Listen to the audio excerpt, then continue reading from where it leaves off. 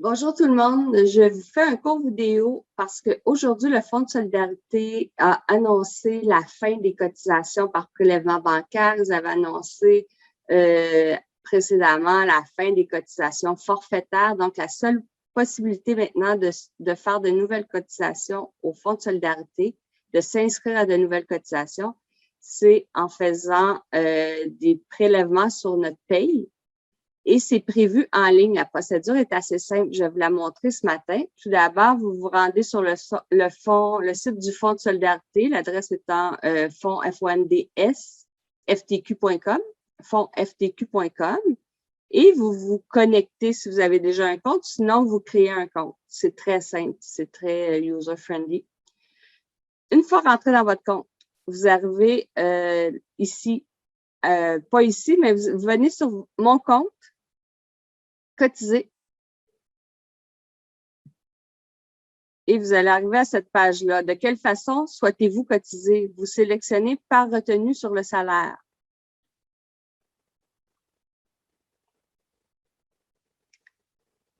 Vous allez arriver à la première étape.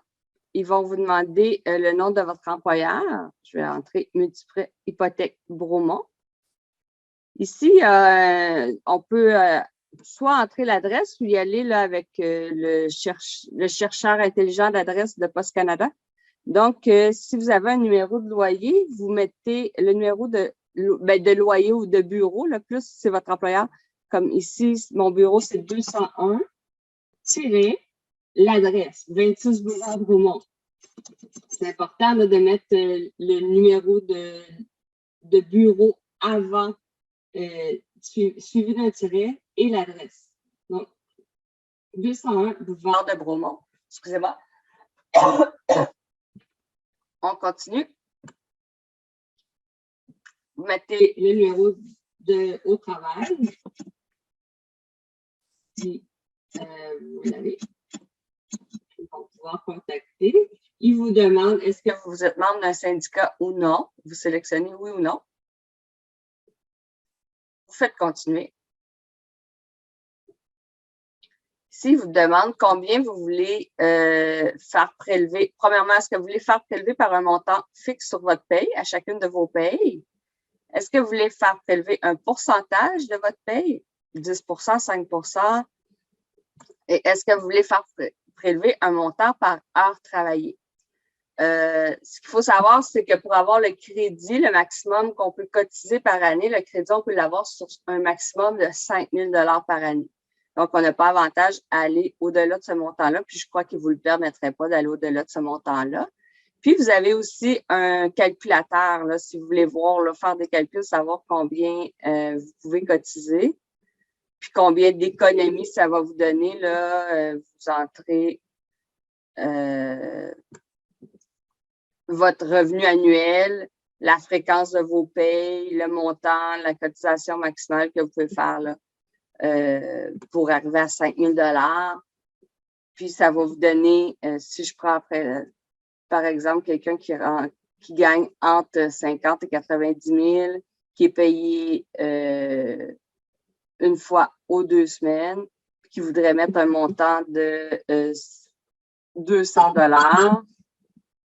On ne peut pas aller une fois 2 semaines à plus que 192,30 par paye parce qu'on va arriver à un montant qui va être au-delà de 5 000 $ par année. On fait calculer. Puis, ça va dire que pour cette personne-là, mais sur sa paye, là, son coût réel, son 192,30 va lui coûter en réalité 63,27. C'est vraiment la déduction qu'il va voir sur sa paye parce que son 192,30 lui donne le droit à une déduction réelle de 71,34, le crédit d'impôt de 57,69. Donc, il va lui rester 63,27, là, la diminution sur sa paye qu'il va vraiment voir là, sur son chèque de paye, ça va être 63,27.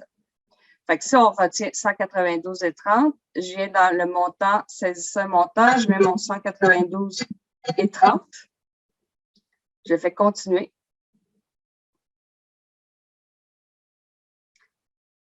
Sur cette page, je vais me dire, souhaitez-vous bénéficier de réduction d'impôt immédiat? Ce que ça veut dire, c'est, est-ce que je veux que tous ces crédits-là qu'on a vus, Est-ce que je veux tout de suite avoir sur ma paye l'économie réelle de 71,34 et tout de suite sur ma paye le crédit d'impôt de 57,69?